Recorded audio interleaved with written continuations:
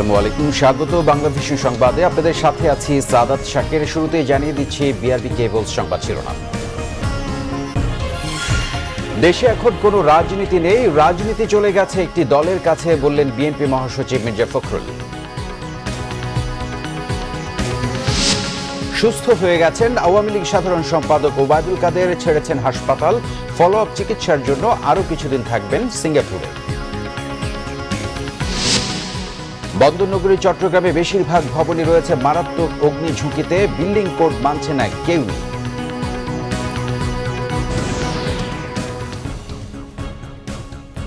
দেখছিলেন BRB cables সংবাদ শিরোনাম। এবারে বিস্তারিত। বিএনপি মহাসচিব মির্জা ফখরুল ইসলাম আলমগীর বলেছেন, দেশে এখন কোনো রাজনীতি নেই, একটি দলের কাছে চলে গেছে রাজনীতি। শুক্রবার ঠাকুরগাঁওয়ে নিজ বাসভবনে সাংবাদিকদের সাথে আলাপকালে মির্জা ফখরুল বলেন, সুস্থ গণতন্ত্র ও রাজনৈতিক সংস্কৃতির জন্য তারা যুদ্ধ করেছিলেন, কিন্তু এখন দেশে অসুস্থ রাজনীতিকে জিইয়ে রাখা হচ্ছে দিনের পর দিন। সাধারণ মানুষ এখন রাজনীতি থেকে মুখ ফিরিয়ে নিয়েছে, দেশে আছে এখন ছদ্মবেশী গণতন্ত্র। এদিকে বিএনপি চেয়ারপারসন বেগম খালেদা জিয়ার সুচিকিৎসা নিশ্চিত করা ও মুক্তির দাবিতে রাজধানীতে আয়োজন করা হয় এক প্রতিবাদ সভার। এতে প্রধান অতিথির বক্তব্যে দলের স্থায়ী কমিটির সদস্য ডক্টর আব্দুল মঈন খান বলেন, দেশের ক্ষমতায় বসে আছে স্বৈরাচার, এমনি এমনি স্বৈরাচার ক্ষমতা ছাড়বে না, এদের হটাতে হলে প্রয়োজন কঠোর আন্দোলন। পুরোপুরি প্রস্তুতি নিয়েই আন্দোলনে নামবে বিএনপি। আর এর মাধ্যমেই দলের চেয়ারপারসন বেগম খালেদা জিয়াকে মুক্ত করে দেশবাসীকে গণতন্ত্র ফিরিয়ে দেবেন তারা। এছাড়া বেগম খালেদা জিয়ার মুক্তির দাবিতে রাজধানীতে ঝটিকা মিছিল করেছে যুবদল ঢাকা মহানগর দক্ষিণ। পল্টনে দলের কার্যালয়ের সামনে থেকে শুরু হয়ে মিছিলটি নাইটিঙ্গেল মোড় ঘুরে, সেখানে সংক্ষিপ্ত সমাবেশে বিএনপির সিনিয়র যুগ্ম মহাসচিব রিজভী আহমেদ বলেন, যে কোনো মুহূর্তে পতনের আশঙ্কায় সরকার সারা দেশে বিএনপি নেতাকর্মীদের গ্রেফতার করছে। দলের চেয়ারপারসন বেগম খালেদা জিয়ার সুচিকিৎসা ও মুক্তি দাবি করেন তিনি। বিএনপির চেয়ারপারসন বেগম খালেদা জিয়ার সুচিকিৎসা ও মুক্তির দাবিতে বিভিন্ন জায়গায় বিক্ষোভ মিছিল ও সমাবেশ করেছে স্বেচ্ছাসেবক ও যুবদল। এদিকে পাবনায় বিএনপি নির্বাহী কমিটির সভা হয়েছে। পাবনায় বিএনপি নির্বাহী কমিটির সভায় ঐক্যবদ্ধভাবে সংগ্রাম চালিয়ে যাওয়ার আহ্বান জানিয়েছেন বক্তারা। সভায় প্রধান অতিথি ছিলেন বিএনপির সাংগঠনিক সম্পাদক অ্যাডভোকেট রুহুল কুদ্দুস তালুকদার দুলু। অন্যদিকে বিএনপির চেয়ারপারসন বেগম খালেদা জিয়ার সুচিকিৎসা ও মুক্তির দাবিতে সাভারে বিক্ষোভ মিছিল ও সমাবেশ করেছেন ঢাকা জেলা স্বেচ্ছাসেবক দল। আর ঝিনাইদহে একই ইস্যুতে বিক্ষোভ মিছিল করে জেলা স্বেচ্ছাসেবক দল। এছাড়া বেগম খালেদা জিয়ার নিঃশর্ত মুক্তি ও সুচিকিৎসার দাবিতে বরিশালে বিক্ষোভ সমাবেশ করেছে মহানগর যুবদল। সকালে বিএনপির দলীয় কার্যালয়ের সামনে এই কর্মসূচি পালিত হয়। বিশ্ববিদ্যালয় ছাত্র আবরার হত্যায় ঘাতক বাসের মালিক ননী গোপাল সরকারকে আটক করেছে গোয়েন্দা পুলিশ। রাজধানীর মুগদা এলাকায় অভিযান চালিয়ে গোয়েন্দা পুলিশের একটি দল বৃহস্পতিবার সন্ধ্যায় আটক করা হয় ননী গোপালকে। আটক করে ননী গোপালকে গোয়েন্দা কার্যালয়ে এনে জিজ্ঞাসাবাদ করা হয়। বাস রক্ষার জন্য কন্ডাক্টর ইয়াসিনকে চালিয়ে অন্যত্র নিয়ে যাওয়ার কথা ননী গোপাল স্বীকার করেছে। ডিএমপির উপপুলিশ কমিশনার মাসুদুর রহমান জানান, ননী গোপাল 2.5 বছর আগে বাসটি কিনলেও মালিকানা পরিবর্তন না করে সদরঘাট টু গাজীপুরা রুটে পরিচালনা করত। এছাড়াও কন্ডাক্টরের লাইসেন্স না থাকার বিষয়টি জানার পরও শাহজাদপুরে প্রথম দুর্ঘটনাস্থল থেকে চালিয়ে অন্যত্র নিয়ে যাওয়ার নির্দেশ দিয়েছিল বলেও জানানো হয় অনানুষ্ঠানিক সংবাদ সম্মেলনে। সিরাজুল ইসলাম চালিয়ে প্রথমে কিন্তু একটি দ্যাট মিনস একটা রোড অ্যাক্সিডেন্ট সংগঠিত করে তাদেরকে আটক করে। আটক রাখার পরে এই যে বাসের যিনি কন্ডাক্টর ছিলেন ইয়াসিন, তিনি তৎক্ষণাৎ তার যে মালিক ছিল ননী গোপাল, তাকে ফোন দেয়। তখন তিনি এই ননী গোপাল নির্দেশ দেয়, তাড়াতাড়ি আমাদের এই বাসটিকে বাঁচাও। তখন ইয়াসিন বসুন্ধরা গেটের খুব কাছাকাছি ওইখানেই কিন্তু তারা বেপরোয়া গতিতে আবরারকে চাপা দেয়। আওয়ামী লীগের সাধারণ সম্পাদক এবং সড়ক পরিবহন ও সেতু মন্ত্রী ওবায়দুল কাদের সুস্থ হয়ে উঠেছেন। শুক্রবার বিকেলে হাসপাতাল ছেড়েছেন তিনি। শুক্রবার স্থানীয় সময় বিকেল 3টার দিকে তাকে হাসপাতাল থেকে ছাড়পত্র দেওয়া হয়। তবে ফলো আপ চিকিৎসার জন্য আরও কিছুদিন সিঙ্গাপুরে অবস্থান করবেন আওয়ামী লীগ সাধারণ সম্পাদক। গত 20 মার্চ মাউন্ট এলিজাবেথ হাসপাতালে মন্ত্রীর বাইপাস সার্জারি সম্পন্ন হয়। শারীরিক অবস্থার উন্নতি হলে গত 26 মার্চ ওবায়দুল কাদেরকে হাসপাতালের আইসিইউ থেকে কেবিনে নেওয়া হয়। এর আগে গত 3 মার্চ সকালে শ্বাসকষ্ট নিয়ে বঙ্গবন্ধু শেখ মুজিব মেডিকেল বিশ্ববিদ্যালয়ের করোনারি কেয়ার ইউনিটে ভর্তি হন ওবায়দুল কাদের। সেখানে এনজিওগ্রাম পরীক্ষা করার পর তার করোনারি ধমনীতে 3টি ব্লক পান চিকিৎসকরা। উন্নত চিকিৎসার জন্য 5 মার্চ তাকে এয়ার অ্যাম্বুলেন্সে করে সিঙ্গাপুরে নেওয়া হয়। জলবায়ু পরিবর্তনের কুপ্রভাবে বাংলাদেশের 1/3 শিশু দুর্যোগের হুমকিতে রয়েছে বলে সতর্ক করেছে জাতিসংঘে শিশু অধিকার বিষয়ক সংস্থা ইউনিসেফ। যথাযথ পদক্ষেপের অভাবে শহরমুখী প্রবণতা এবং বাল্যবিবাহ বৃদ্ধির আভাস দিয়েছে সংস্থাটি। ইউনিসেফের নয়া প্রতিবেদনের তথ্য উল্লেখ করে বাংলাদেশে নিযুক্ত সংস্থাটির প্রতিনিধি এডওয়ার্ড বিগবেডার জানিয়েছেন, জলবায়ুর উষ্ণতা বৃদ্ধিতে সমুদ্রের পানির স্তর বাড়ছে। এতে চরম হুমকিতে বাংলাদেশের নদী তীরবর্তী এলাকায় বসবাসরত 1,90,00,000 শিশু। এর মধ্যে 45 লাখ শিশু সাইক্লোন এবং 30 লাখ শিশু খরায় সৃষ্ট দুর্যোগের হুমকিতে রয়েছে। জলবায়ু পরিবর্তনের সবচেয়ে হুমকিতে থাকা দেশের তালিকায় চলতি বছর বাংলাদেশের অবস্থান 9ম। কার্যকর পদক্ষেপের অভাবে শহরমুখী প্রবণতা বৃদ্ধি এবং শিশুদের স্কুল থেকে ঝরে পড়া ও স্বাস্থ্য ঝুঁকি বাড়ার আভাস দেওয়া হয়েছে। অবহেলিত শিশুদের একটি অংশ নানা অসামাজিক কর্মকাণ্ডে জড়িয়ে পড়ার আশঙ্কা জানিয়েছে ইউনিসেফ। 2017 সাল পর্যন্ত গেল 10 বছরে জরিপ তুলে ধরে জানানো হয়, ওই সময়ের ভেতর জলবায়ু পরিবর্তনে কেবল বাংলাদেশই ক্ষতিগ্রস্ত হয়েছে 3,70,00,000 মানুষ। বন্দরনগরী চট্টগ্রামের 3 লাখ ভবনের মধ্যে 97% ভবনেরই নেই অগ্নি নির্বাপন ব্যবস্থা, যার মধ্যে রয়েছে 10 ভাগ বহুতল ভবন। বহুতল ভবন নির্মাণে বিল্ডিং কোডই মানা হচ্ছে না বন্দরনগরী চট্টগ্রামে, ফলে মারাত্মক অগ্নি ঝুঁকিতে রয়েছে বাণিজ্যিক রাজধানীর বেশিরভাগ ভবন। চট্টগ্রাম থেকে আরও জানাচ্ছেন শাহেদা পিয়া। ইট সিমেন্টের গাঁথুনিতে একের পর এক গড়ে উঠেছে সুউচ্চ ভবন। 6 তলার বেশি উঁচু ভবনকে বিবেচনা করা হয় বহুতল ভবন হিসেবে।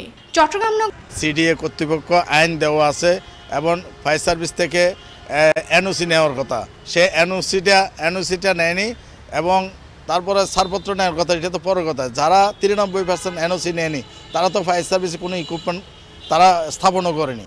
বিল্ডিং কোড অনুসারে নিয়ম মেনে ভবন নির্মাণ করা হয়েছে কিনা তা দেখার দায়িত্ব চট্টগ্রাম উন্নয়ন কর্তৃপক্ষের, কিন্তু সংস্থাটির কোনো নজরদারি নেই বলে অভিযোগ নগর পরিকল্পনাবিদদের। জনবল সংকটের জন্য হোক কিংবা দুর্নীতির কারণে হোক, চট্টগ্রাম উন্নয়ন কর্তৃপক্ষ যথাযথভাবে এই দেখভালটি করতে পারছে না। তো না পারার কারণে যে সংকটটি ঘটছে, এটি একটি ভার্টিক্যালি হচ্ছে আর একটি ল্যাটারালি হচ্ছে, মানে প্রশস্ততার দিকেও বাড়ছে, উচ্চতার দিকেও বাড়ছে। এদিকে শীঘ্রই ভবনগুলো চিহ্নিত করতে অভিযান শুরু করা হবে বলে জানিয়েছেন চট্টগ্রাম উন্নয়ন কর্তৃপক্ষের প্রধান প্রকৌশলী। যারা এই ঝুঁকিপূর্ণ ভবনগুলো নির্মাণ করেছে তাদের বিরুদ্ধে কঠিন অভিযান শুরু হবে এবং এই অভিযানে আমরা কেউ পার পাবে না। চট্টগ্রামে আবাসিক বাণিজ্যিক ভবন ছাড়াও মারাত্মক অগ্নিঝুঁকিতে রয়েছে চট্টগ্রামের 41টি মার্কেট ও 12টি বস্তি। শাহেদা পিয়া, বাংলা ভিশন, চট্টগ্রাম। পুরান ঢাকার চকবাজারে চুরিহাট্টা অগ্নিকাণ্ডে ক্ষতিগ্রস্তরা ক্ষতিপূরণের দাবি জানিয়ে মানববন্ধন করেছেন। সকালে জাতীয় প্রেস ক্লাবের সামনে মানববন্ধনের আয়োজন করে ঐক্যবদ্ধ সকল সামাজিক সংগঠন। এতে অংশ নেয় চুরিহাট্টার আগুনে নিহত, আহত ও ক্ষতিগ্রস্তদের পরিবারের সদস্যরা। অগ্নিকাণ্ডে ক্ষতিগ্রস্ত ব্যবসায়ীরাও ক্ষতিপূরণের দাবি জানান মানববন্ধনে। আর যেন এই ধরনের অগ্নিকাণ্ড ক্ষতিগ্রস্ত না হতে হয় সেদিকে কর্তৃপক্ষের নজর আশা করেন ভুক্তভোগীরা।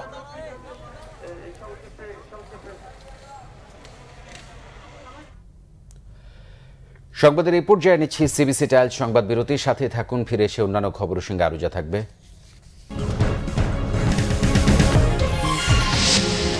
পহেলা বৈশাখের হুজুগে বেড়ে গেছে ইলিশের চাহিদা। ঢাকার বাজারে 1 কেজি ওজনের ইলিশ বিক্রি হচ্ছে 3,000 টাকায়। টঙ্গীতে 2 শিশুকে ধর্ষণের অভিযোগ, অভিযুক্ত এক ধর্ষক গ্রেফতার।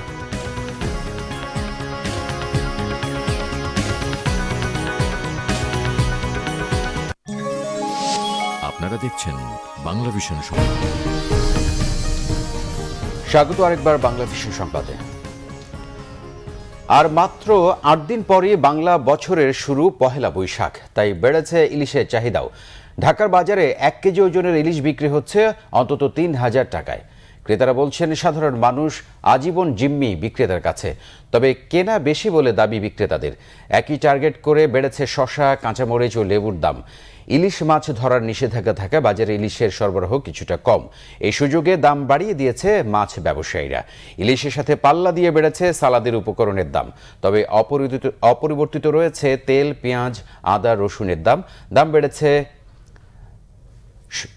দাম এবং সুখবর নেই সবজি বাজারেও। বাজার মনিটরিং করে আকাশচুম্বী দর নিয়ন্ত্রণে রাখার দাবি জানিয়েছেন ক্রেতারা। টঙ্গীতে 2 শিশুকে ধর্ষণের অভিযোগ উঠেছে। অভিযুক্ত এক ধর্ষককে গ্রেফতার করেছে পুলিশ। 2 শিশুকে চিকিৎসার জন্য শহীদ তাজউদ্দিন মেডিকেল কলেজ হাসপাতালে ভর্তি করা হয়েছে। পুলিশ জানায়, বৃহস্পতিবার বিকেলে টঙ্গীর মধ্য মোরকুন এলাকায় এই ধর্ষণের ঘটনা ঘটে। ধর্ষক বাবুল মিয়া শিশু দুটিকে ঘরে একা পেয়ে ধর্ষণ করলে শিশুদের চিৎকারে লোকজন ছুটে আসে। তাদের কাছ থেকে ঘটনার বিস্তারিত জানতে পারে তারা। ধর্ষিতা 2 শিশু এবং ধর্ষক একই বাড়িতে ভাড়া থাকত। ঘটনাটি এলাকায় জানাজানি হয়ে গেলে ধর্ষক বাবুল মিয়া ঘটনাটিকে টাকার বিনিময়ে ধামাচাপা দেওয়ার চেষ্টা করে। এ ঘটনায় রাতে এক শিশুর বাবার টঙ্গী পূর্ব থানায় ধর্ষণ মামলা করেন। পুলিশ রাতে অভিযুক্ত বাবুলকে গ্রেফতার করে থানায় নিয়ে যায়। ধর্ষক বাবুল মিয়া কিশোরগঞ্জ জেলার ফয়জুল হকের ছেলে। গাজীপুরের চাঞ্চল্যকর প্রিন্স হত্যা মামলার মূল আসামি সহ 3 জনকে গ্রেফতার করেছে র্যাব সদস্যরা। গ্রেফতার হওয়া আসামিরা হল আলাউদ্দিন রাফি, সাদ্দাম হোসেন ও আহাদুল ইসলাম রনি। র্যাব 1-এর সহকারী পরিচালক মোহাম্মদ সালাউদ্দিন জানান, বৃহস্পতিবার রাত থেকে দুপুর পর্যন্ত গাজীপুরের বিভিন্ন এলাকায় অভিযান চালিয়ে তাদেরকে গ্রেফতার করা হয়। পূর্বশত্রুতার জেরে গত 1 মার্চ রাতে রিফাত নামের একজনকে হত্যা করে রাফির লোকজন। এরই জেরে 2 মার্চ টঙ্গী থানায় একটি অভিযোগ দায়ের করে রিফাতের পরিবার।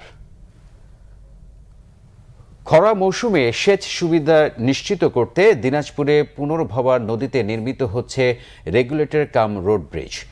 নির্মাণ কাজ শুরু হলেও তা চলছে খুবই ধীর গতিতে। তবে সংশ্লিষ্ট ঠিকাদারি প্রতিষ্ঠান এবং পাউবো কর্তৃপক্ষ বলছে নির্দিষ্ট সময়ের মধ্যে নির্মাণ শেষ হবে। দিনাজপুর থেকে সুব্রত মজুমদার ডলারের রিপোর্টে জানব বিস্তারিত। 52 কোটি টাকা ব্যয়ে সমন্বিত পানি নিয়ন্ত্রণ অবকাঠামো নির্মাণ প্রকল্পের আওতায় সদর উপজেলার গৌরীপুরে পুনর্ভবা নদীর উপর রেগুলেটর কাম রোড ব্রিজটি নির্মিত হচ্ছে। এটি বাস্তবায়ন হলে ওই এলাকার প্রায় 34,000 হেক্টর জমি সেচ সুবিধা পাবে এবং শুষ্ক মৌসুমে পানির অভাব দূর হওয়ার পাশাপাশি সারা বছর মাছ উৎপাদন হবে। বিরল ও সদর উপজেলার সাথে দূরত্ব কমবে 16 কিলোমিটার।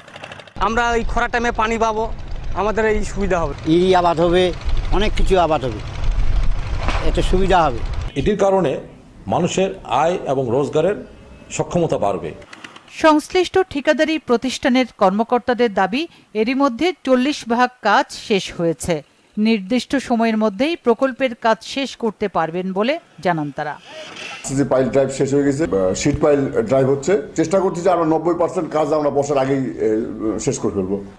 পানি উন্নয়ন বোর্ডের কর্মকর্তারা জানান, প্রকল্পে 300 মিটার নদী শাসন, 500 মিটার অ্যাপ্রোচ রোড এবং কম্বাইন্ড ব্রিজ এবং রেগুলেটর থাকবে।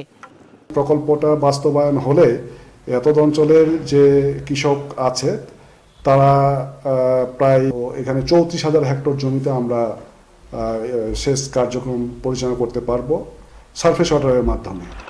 জেলার নদীগুলো যখন পানি শূন্য হয়ে পড়ছে এবং ভূগর্ভের পানির স্তর ক্রমেই নেমে যাচ্ছে, তখন পানি ধরে রাখার সরকারের এমন কৌশল অন্য নদীগুলোতে বাস্তবায়ন হবে, এমনটাই প্রত্যাশা সবার।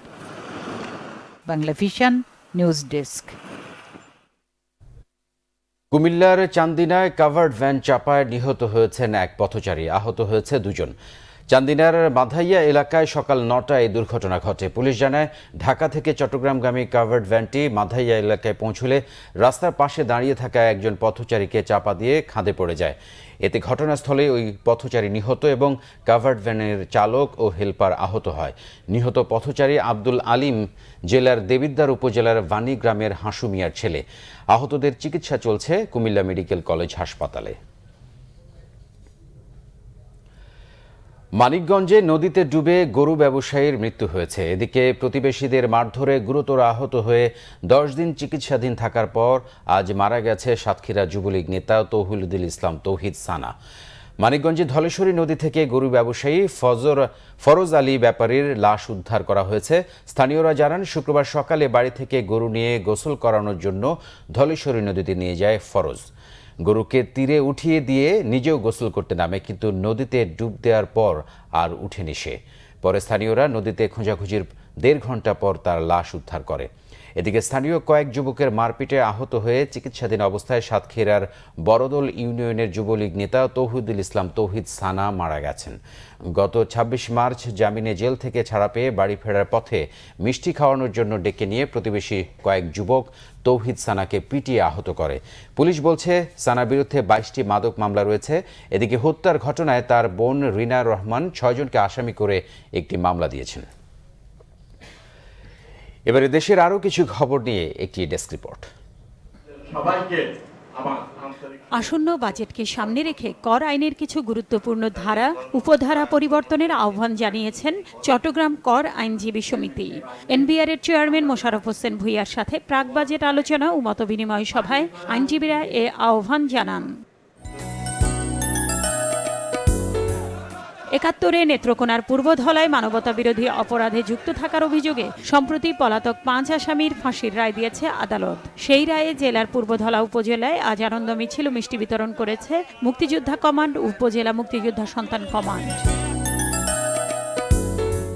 বঙ্গবন্ধুর জন্মবার্ষিকী ও ২৬ মার্চ মহান স্বাধীনতা দিবস উপলক্ষে সাংস্কৃতিক প্রতিযোগিতার পুরস্কার বিতরণী হয়েছে মানিকগঞ্জে। দুপুরে জেলা শিল্পকলা একাডেমির হলরুমে জেলা প্রশাসক ও জেলা শিল্পকলা একাডেমির সভাপতি SM ফেরদৌস বিজয়ীদের হাতে এ পুরস্কার তুলে দেন। টাঙ্গাইলে মাওলানা ভাসানী বিজ্ঞান ও প্রযুক্তি বিশ্ববিদ্যালয়ের লাইফ সায়েন্স অনুষদের উদ্যোগে international conference on advancement in life science শীর্ষক 2 দিনের আন্তর্জাতিক কনফারেন্স শুরু হয়েছে। বিশ্ববিদ্যালয়ের ভিসি প্রফেসর ডক্টর মোহাম্মদ আলাউদ্দিনের সভাপতিত্বে এতে প্রধান অতিথি ছিলেন শিক্ষা উপমন্ত্রী মুহিবুল হাসান চৌধুরী। বিশেষ অতিথি ছিলেন টাঙ্গাইল সদর 5 আসনের সংসদ সদস্য সানোয়ার হোসেন। ইউপি চেয়ারম্যানের দেয়া প্রাণনাশের হুমকির প্রতিবাদে সংবাদ সম্মেলন করেছেন পটুয়াখালীর কলাপাড়া ডাবলুগঞ্জ ইউনিয়ন পরিষদের সদস্য শাহনারা বেগম শানু। তবে ইউপি চেয়ারম্যান সালাম শিকদার সকল অভিযোগ মিথ্যা ও ভিত্তিহীন বলে উড়িয়ে দিয়েছেন। বাংলাদেশ জেলা ক্রীড়া সংস্থার আয়োজনে ও বাংলাদেশ কাবাডি ফেডারেশনের ব্যবস্থাপনায় গাইবান্ধায় মহান স্বাধীনতা ও জাতীয় দিবস কাবাডি প্রতিযোগিতা 2019-এর উদ্বোধন করা হয়েছে। প্রতিযোগিতায় মোট 8টি দল অংশ নিচ্ছে। নেত্রকোনা জেলা পুলিশের বার্ষিক সমাবেশ ও ক্রীড়া প্রতিযোগিতা পুলিশ লাইন মাঠে অনুষ্ঠিত হয়েছে। জেলা পুলিশ সুপার জয়দেব চৌধুরীর সভাপতিত্বে প্রধান অতিথি ছিলেন অতিরিক্ত আইজিপি মোহাম্মদ মুখলেসুর রহমান। অন্যান্যের মধ্যে উপস্থিত ছিলেন ময়মনসিংহ রেঞ্জের ডিআইজি নিবাস চন্দ্র মাঝি। চট্টগ্রাম রাউজানে কাগতিয়া আলিয়া গাউসুল আজম দরবার শরীফে অনুষ্ঠিত কাগতিয়া দরবারের প্রতিষ্ঠাতা শায়ক সৈয়দ গাউসুল আজম রাদিয়াল্লাহু আনহুর স্মরণে ৬৬তম পবিত্র মিরাজুন নবী সাল্লাল্লাহু আলাইহি ওয়াসাল্লাম উদযাপন ও সালনা ওরসে মাহফিল অনুষ্ঠিত হয়েছে। এতে বক্তব্য রাখেন আল্লামা অধ্যক্ষ শায়ক সৈয়দ মোহাম্মদ মনিরুল্লাহ আহমদী মাদ্দাজিল্লুল আলী। বাংলাদেশ হিন্দু ফাউন্ডেশনের বার্ষিক সাধারণ সভা অনুষ্ঠিত হয়েছে চট্টগ্রামে। সকালে নগরীর মৈত্রী ভবন মিলনায়তনে এ সভা হয়। অনুষ্ঠানে চট্টগ্রামের স্থানীয় সরকার বিভাগের পরিচালক দীপক চক্রবর্তী, বাংলাদেশ হিন্দু ফাউন্ডেশনের চেয়ারম্যান দুলাল কান্দি মজুমদার, মহাসচিব শ্যামল কুমার পালিত সহ অন্যরা উপস্থিত ছিলেন। নাসরুন গীতি, বাংলা ভিশন নিউজ ডেস্ক। সংবাদ শেষ করব বিআরবি কেবল শিরোনামগুলো আরেকবার জানিয়ে দিই। দেশে এখন কোনো রাজনীতি নেই, রাজনীতি চলে গেছে একটি দলের কাছে বললেন বিএনপি মহাসচিব মির্জা ফখরুল। সুস্থ হয়ে গেছেন আওয়ামী লীগ সাধারণ সম্পাদক ওবায়দুল কাদের, ছেড়েছেন হাসপাতাল, ফলো আপ চিকিৎসার জন্য আরও কিছুদিন থাকবেন সিঙ্গাপুরে। বন্দরনগরী চট্টগ্রামে বেশিরভাগ ভবনই রয়েছে মারাত্মক অগ্নি ঝুঁকিতে, বিল্ডিং কোড মানছে না কেউই।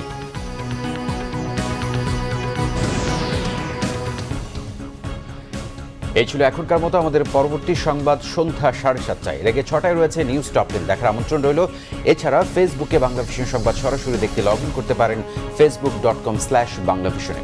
ধন্যবাদ এতক্ষণ সাথে থাকার জন্য।